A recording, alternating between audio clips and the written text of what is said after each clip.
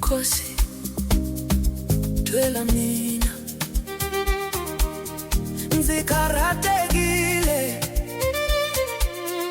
nzilava kwanyisiwa